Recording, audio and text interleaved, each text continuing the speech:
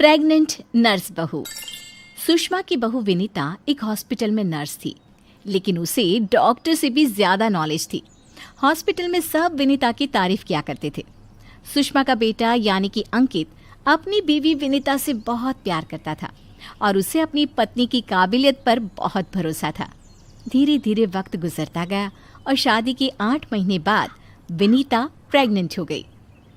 मैं बहुत खुश हूँ। मेरा इकलौता बेटा है और अब इसका बच्चा इस दुनिया में आएगा। मैं दादी बन जाऊंगी। दादी मैं बता नहीं सकती मुझे कितना अच्छा लग रहा है। आपको खुश देखकर मैं भी बहुत खुश हूँ माँ।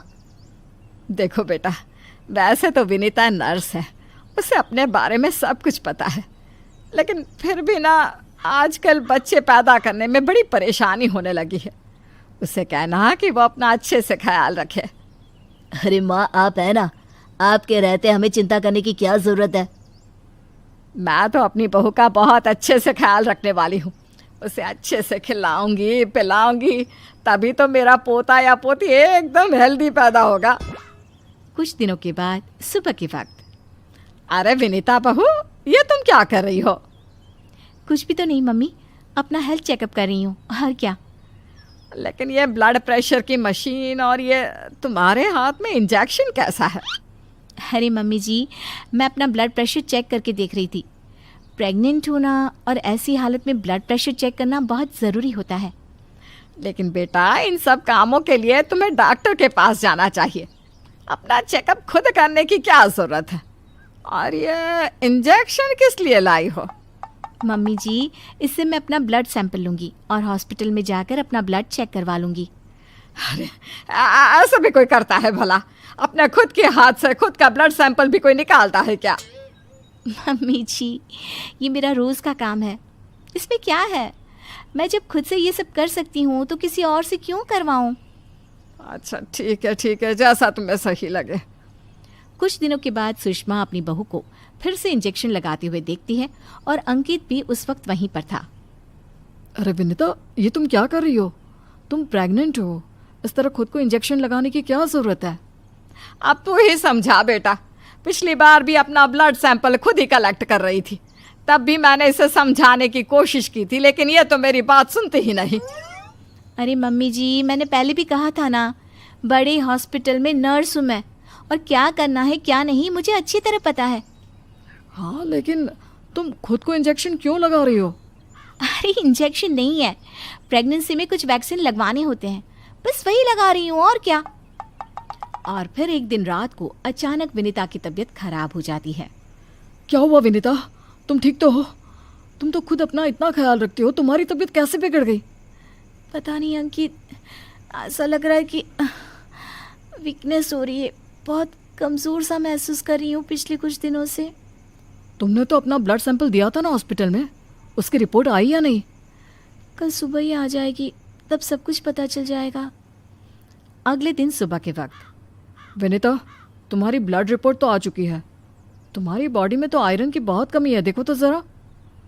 अरे हाँ, इसके हिसाब से तो मुझे ब्लड चढ़ाना चाहिए, वरना डिलीवरी के वक्त बच्चे को प्रॉब्लम हो सकती है। मैं एक काम करती हूँ, ब्लड चढ़वा लेती हूँ। ऐसा कैसे ब्लड चढ़वा लेती हूँ? पहले डॉक्टर से जाकर पता करो और हॉस्पिटल में जाकर ब्लड चढ़वाओ। ये सब काम बिना किसी डॉक्टर की सलाह के नहीं करने चाहिए। मम्मी जी, आप फिर से शुरू हो गई ना। क्या करना है क्या नहीं मैं अच्छे से जानती हूँ, मैं खुद कर लूँगी। और विनीता हॉस्पिटल से ब्लड की बोतल का इंतज़ाम करती है और खुद अपने ही हाथों से खुद को घर में रहकर ब्लड चढ़ा लेती है। अगले दिन। विनीता, अब तुम्हारी तबीयत कैसी है?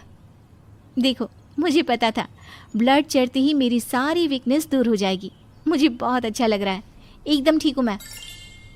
कुछ दिनों के बाद विनीता की प्रेगनेंसी का 8वां महीना शुरू हो चुका था और एक दिन सुबह के वक्त विनीता अच्छे से तैयार होकर अपने कमरे से बाहर आती है। क्या हुआ विनीता, सुबह सुबह कहाँ जा रही हो?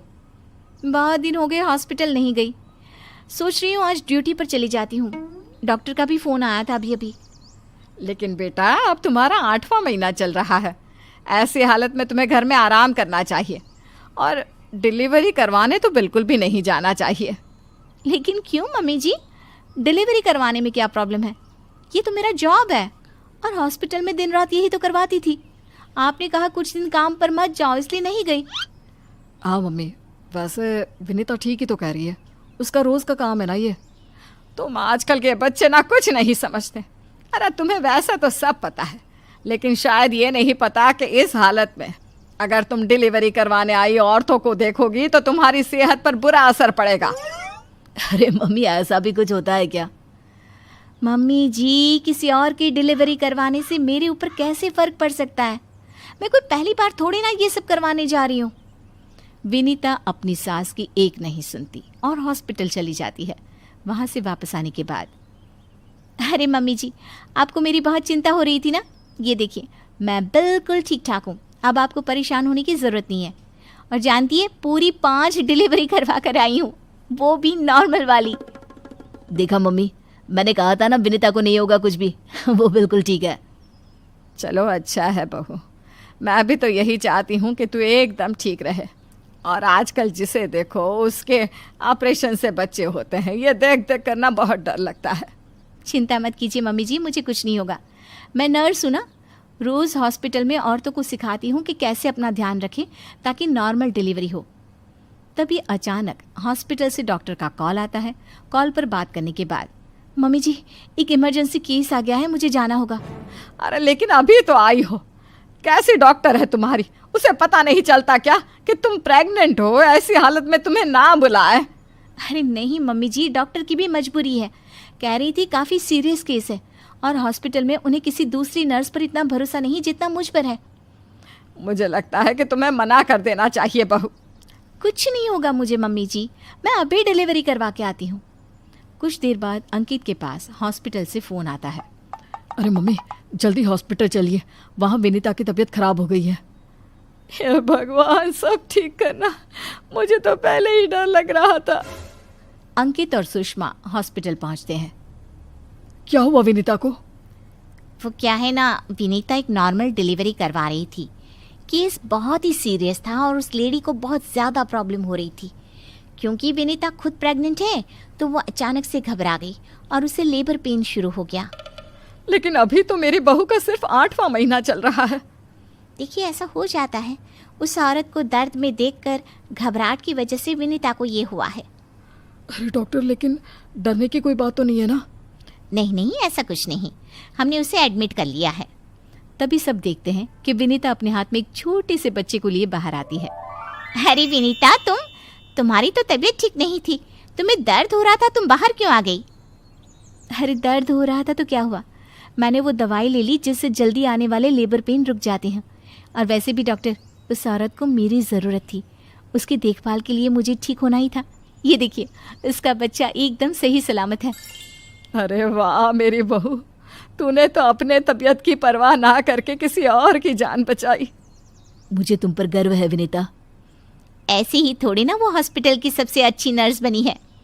मैंने कहा था ना मम्मी जी, मैं नर्स हूँ, मुझे अपने से पहले दूसरों की तकलीफ दिखाई देती है और मैं पहले अपने मरीजों की जान बचाती हूँ, फिर खुद की।